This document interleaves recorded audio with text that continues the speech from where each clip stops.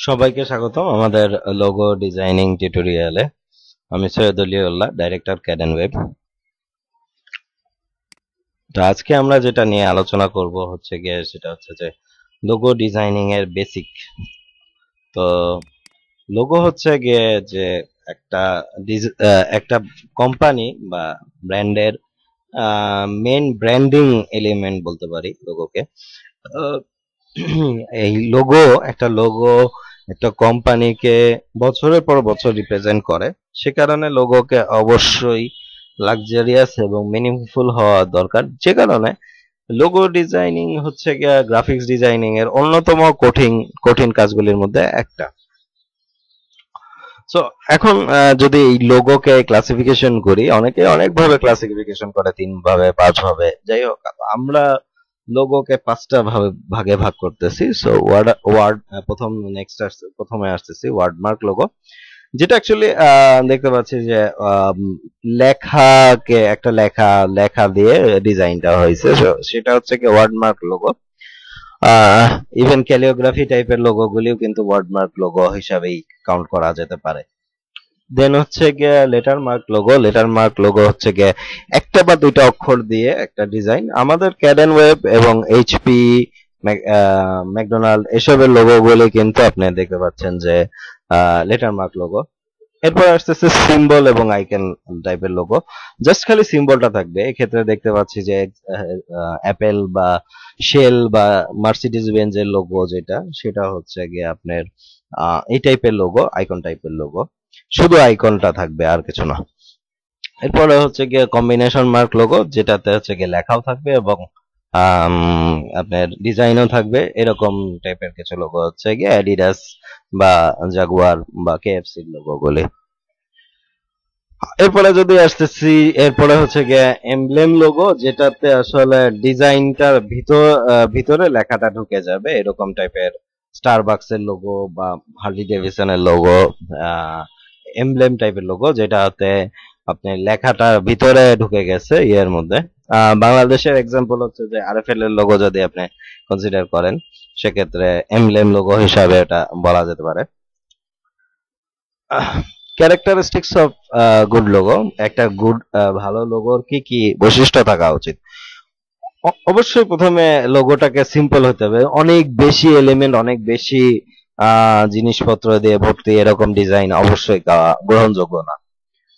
তারপরে হচ্ছে গিয়ে ইউনিক, লোগোকে অবশ্যই ইউনিক হতে হবে, আরেকজনের লোগোর মতো যেন না হয়ে যায়, জিনিসটা খেয়াল রাখার বিষয়। যে আমি আরেকজনের কপি ক্যাট তৈরি করলাম, এই ধরনের জিনিসটা আসলে অনেক ক্ষেত্রে মেমোরেবল হবে না, এবং জিনিসটা আসলে দৃষ্টিকটু। তো আপনার হয়তো বা আপনার লোগোটা অন্য আরেকজনের লোগো দিয়ে ঢাকা পড়ে যেতে পারে, সেই জন্যই আসলে লোগোটাকে ইউনিক হওয়াটা জরুরি। ভার্সেটাইল আর স্কেলেবল, যেটা হচ্ছে যে একটা ডিজাইনকে আমি হতে পারে যে একটা বিজনেস কার্ডে, একটা ছোট এলিমেন্ট বিজনেস কার্ডে আমরা বসাতে পারি, আবার সেটা বিলবোর্ডেও বসাতে পারি। তো অবশ্যই লোগোকে স্কেলেবল হতে হবে, যেন একটা বিজনেস কার্ডেও সে ফিট করে এবং একটা বিলবোর্ডেও সে ফিট করে, এই জিনিসটা খেয়াল রাখার বিষয়। সেই জন্যই আমাদের একটা জিনিস খেয়াল রাখতে হবে যে আমরা ইলাস্ট্রেটর বা ইঙ্কিস্কেপ বা কোরাল ড্র এই ধরনের সফটওয়্যার ইউজ করে লোগো ডিজাইন করব। ফটোশপ বা অন্যান্য কোনো সফটওয়্যার, এই ধরনের সফটওয়্যার মানে যেগুলি ভেক্টর গ্রাফিক্স এর কাজ করে না, তাদের সেই সব সফটওয়্যারে না। আরেকটা জিনিস খেয়াল রাখার বিষয় যে ছোট করলে এবং বড় করলে যেন জিনিসটা ভালো দেখা যায় আর কি। এমন না আমি ইলাস্ট্রেটরে ড্রয়িং করলাম বাট আমি লেখাগুলি টাইপোগ্রাফি খুব কনজাস্টেড করলাম, তখন কিন্তু আসলে জিনিসটা ভালো হবে না। দেখা গেল যে কিছু কিছু টাইপ ফেস আছে যে বড় থাকলে খুব সুন্দর দেখা যায় বা ছোট থাকলে খুব সুন্দর দেখা যায়, বা উল্টাটা করলে তখন দেখা যায় যে সে জিনিসটা কিন্তু ভালো দেখাচ্ছে না। তো এই জিনিসটা খেয়াল করার বিষয় যে বড় ছোট কিভাবে কেমন দেখাচ্ছে জিনিসটা। Must look good in black and white. একটা আমি আসলে একটা লোগোকে ফটোকপি করতে পারি, প্রিন্ট আউট করতে পারি নর্মাল প্রিন্টার দিয়ে, এবং এরকম হতে পারে যে আমরা ইকোনমিক্যালি চিন্তা করতেছি যে আমি আসলে এবার সাদা কালোই ডিজাইন করব, এই ধরনের কিছু টার্গেট করতে পারি। তো এক্ষেত্রে আসলে লোগোকে অবশ্যই সাদা কালো উম এর উপরে ভালো লাগতে হবে, যদিও আমার লোগোটা কালারফুল তারপরে যেন সাদা কালো হিসাবেও ভালো লাগে, এই জিনিসটা খেয়াল রাখতে হবে। তারপরে হচ্ছে কি অ্যাপ্রোপ্রিয়েট, সে আমি একটা জিমের লোগো ডিজাইন করতেছি, সেটা দেখা গেল যে কাছাকাছি একটা জিনিস হতে পারে বিউটি পার্লার, বিউটি পার্লারের লোগোর মতো হয়ে গেল আসলে।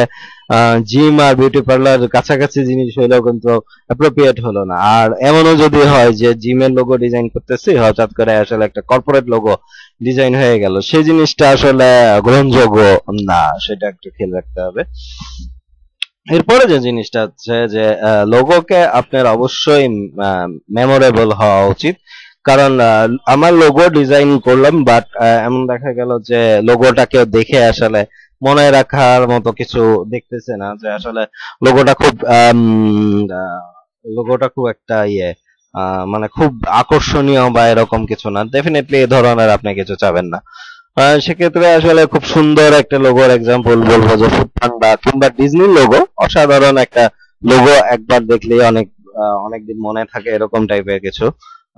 তো সেই এরকম একটা লোগো হচ্ছে গিয়ে ফুড পান্ডা বা ডিজনির লোগো, এই জিনিসগুলিকে উদাহরণ হিসাবে নিতে পারেন।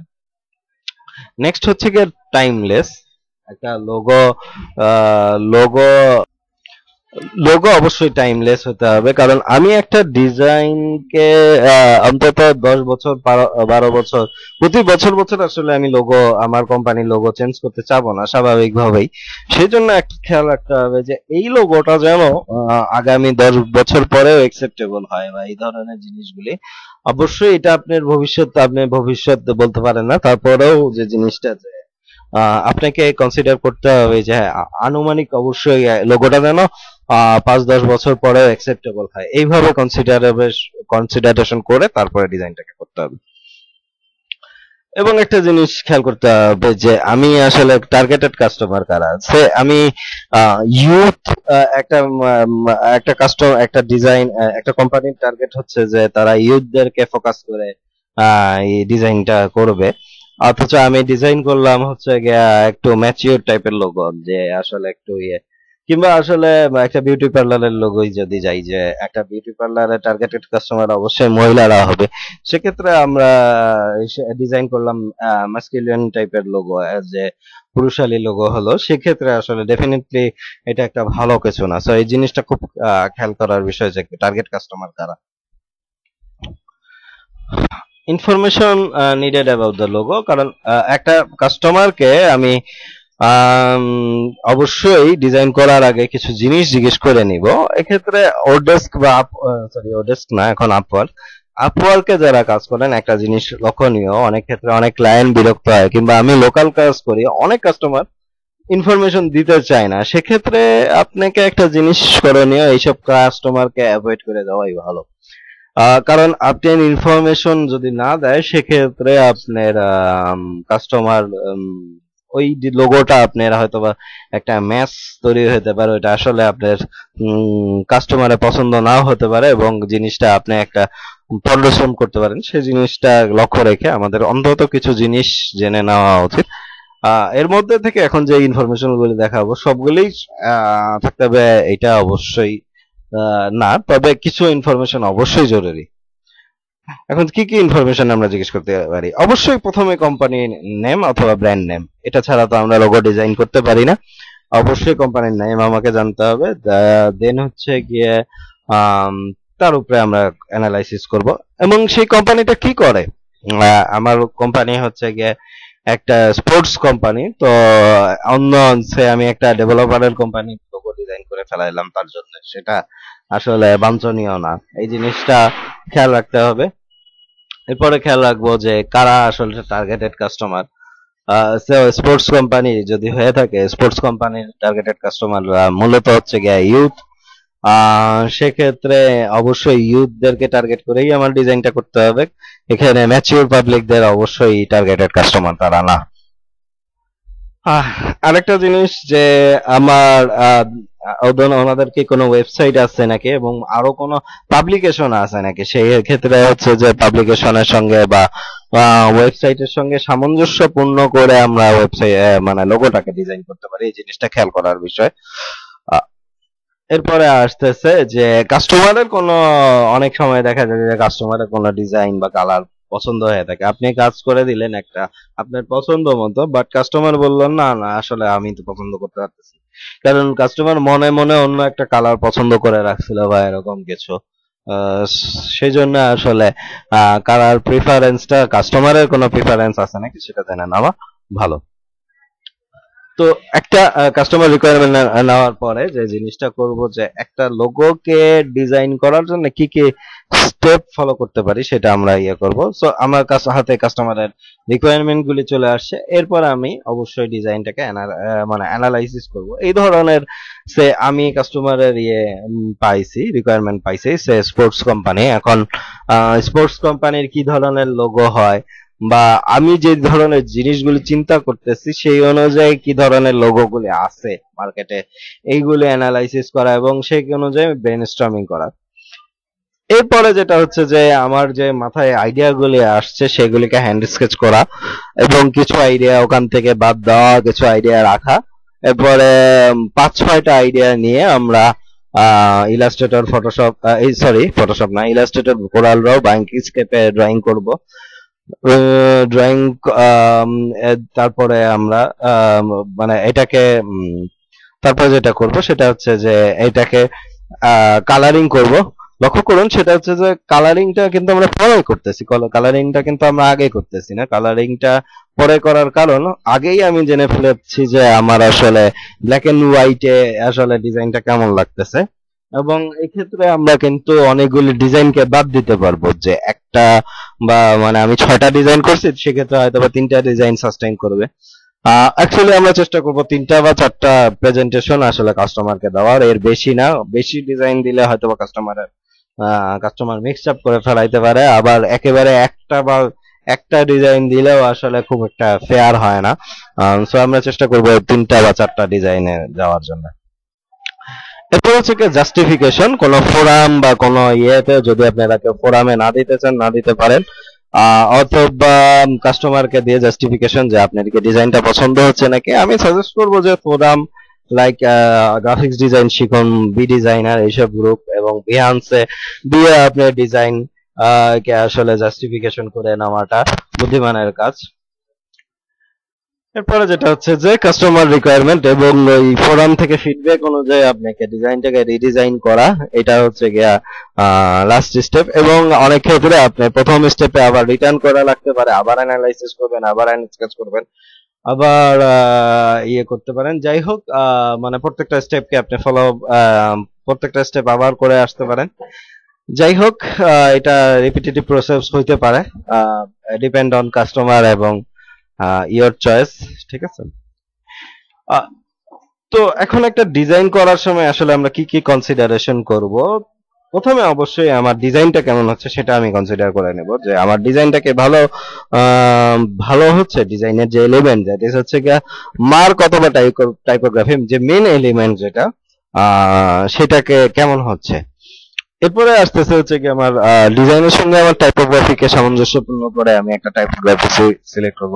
এক্ষেত্রে 2টা টাইপোগ্রাফিও থাকতে পারে, 2টা বা 3টা। 3টা আসলে থাকে না, খুব কম থাকে, হয় একটা অথবা 2টা টাইটেল এবং সাবটাইটেল। ধরেন ক্যাড এন্ড ওয়েব এর ক্ষেত্রে বলতে পারি যে ক্যাড এন্ড ওয়েব, দেন হচ্ছে গিয়ে computer training centre and service, এটা হচ্ছে গিয়ে সাবটাইটেল। তো খেয়াল রাখতে হবে যে 2টা ডিজাইন কে একসঙ্গে কোপ আপ করতেছে নাকি। তারপরে আসতেছি হচ্ছে গিয়ে আমার ডিজাইনের সঙ্গে টাইপোগ্রাফিকে অ্যাডজাস্ট করতেছে, খেয়াল করার বিষয় স্কেলিংটা। আমি ডিজাইনটা অনেক ছোট করলাম আর টাইপোগ্রাফিটা অনেক বড় করলাম, এটা ডেফিনেটলি আসলে একটা গুড লুকিং কিছু হবে না আশা করা যায়। তো আসলে আমাকে খেয়াল করতে হবে টাইপোগ্রাফির সঙ্গে যেন স্কেল ঠিক থাকে। এবং আরেকটা জিনিস, শিফট এবং অল্টার চেপে কাজ করার অভ্যাস একটা করতে হবে আমাদের, কারণ দেখা যায় যে আমি রিয়েল এস্টেটের কথা বলতেছি, শিফট এবং অল্টার চাপ না চেপে আমরা কাজ করলে অনেক ক্ষেত্রে দেখা যায় টাইপোগ্রাফি নষ্ট হয়ে যায়, আমার টাইপোগ্রাফিটা স্ট্রেস হয়ে গেছে। এই জিনিসটা আসলে কাম্য না, কারোরই কাম্য না। এরপরে আসতেছি হচ্ছে গিয়ে কালারিং, ফিনিশিং ডিজাইন আমার সুন্দর হয়েছে, তারপরে আমরা কালারিং করতে পারবো। তো ভালোভাবে আমাদের কালারিং করার জন্য আমরা অ্যাডোবি কুলার বা এই ধরনের কিছু কিছু ওয়েবসাইট আছে, কালার কম্পোজ বা এই ধরনের ওয়েবসাইট গুলি আছে, সেখান থেকে আমরা ইয়ে করতে পারি। আরেকটা জিনিস বলেন, স্কিপ করে গেছি, আই এম সরি সেটার জন্য। সেটা হচ্ছে যে টাইপোগ্রাফির জন্য আমরাও কিছু ওয়েবসাইটে যেতে পারি। সে হচ্ছে গিয়ে যে 1001 ফি ফন্টস বা ফন্ট স্ক্রল এই ধরনের কিছু কিছু ফন্টের ওয়েবসাইট আছে। কিংবা যদি আপনি পেড ফন্ট ইউজ করতে চান সেক্ষেত্রে হচ্ছে মাই ফন্ট ইউজ করে দেখতে পারেন। তো দ্যাটস ইট, সবাইকে ধন্যবাদ।